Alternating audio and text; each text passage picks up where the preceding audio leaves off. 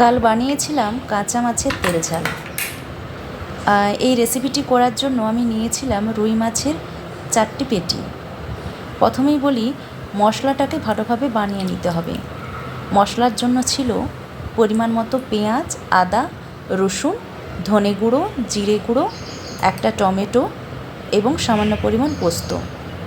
ভালো করে পেস্টটা বানিয়ে নিয়ে মাছের সাথে ভালোভাবে মাখিয়ে নেবেন।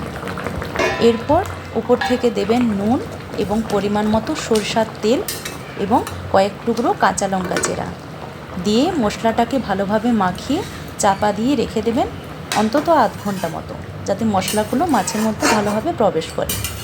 এরপর মশলা ম্যারিনেশন হয়ে গেলে কড়াইতে মশলাসহ মাছগুলো দিয়ে ভালোভাবে ভাপিয়ে নেবেন। কিছুক্ষণ মধ্যেই দেখবেন আপনার রেসিপি একদম রেডি হয়ে গেছে।